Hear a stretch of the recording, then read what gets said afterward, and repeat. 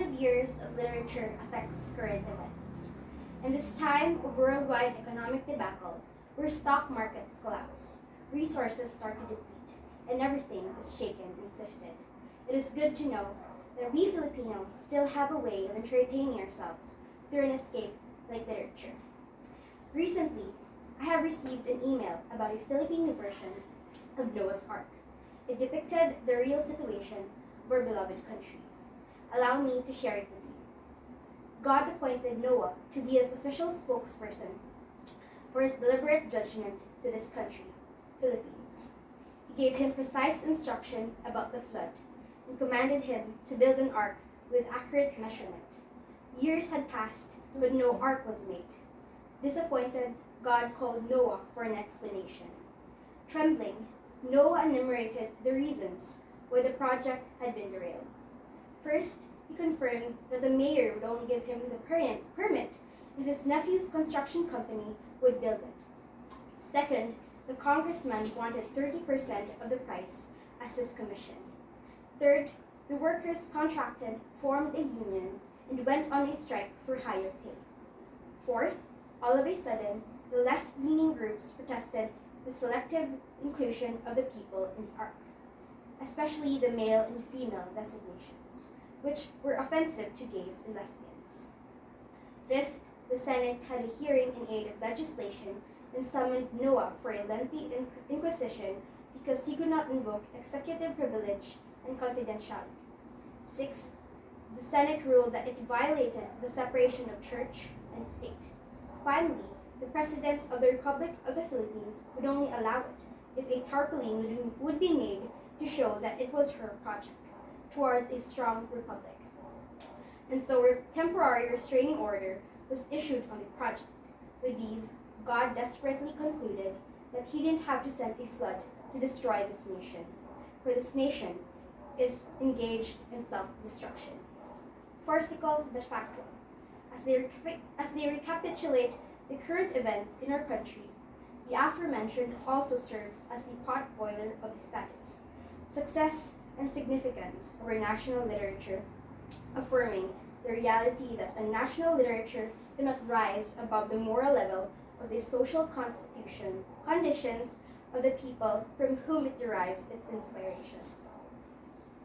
Decades ago, George Bacobo, the former president of the University of the Philippines, already foresaw this scenario of moral collapse and values disintegration in this nation. His thesis on college on education affirms our philosophy of being slanted to material well-being, and our lack of independent judgment, our neglect for formulation of sound philosophy, our inability to appreciate the beautiful, and of course, our dependence on printed materials and technical know-how.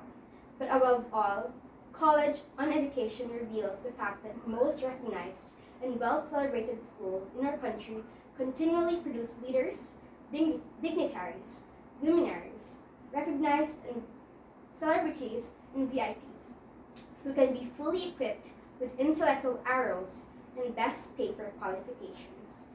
They can put to shame the rest of the world in debates and battles of the mind, can memorize all the laws of the land in the pages of the Constitution, can educate Juan de la Cruz in all aspects of learning competencies, but once put into power can become the epitome of graft and corruption in the high places and the embodiment of diabolic forces violating human rights.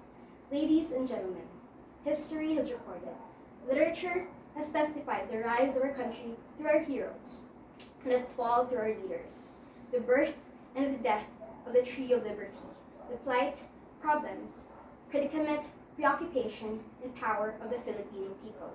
100 years of our national literature reflects the spirit of these actions and reactions.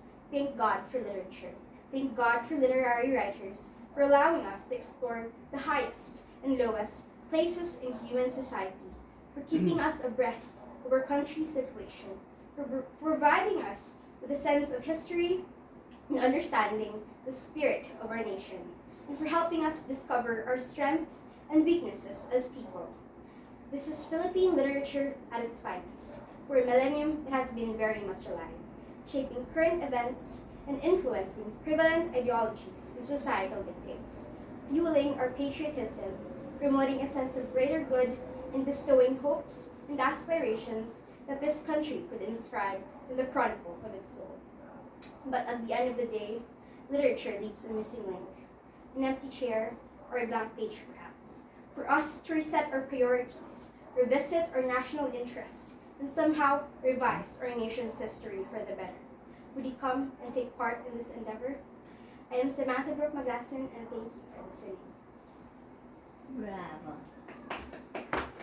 Pangulo po.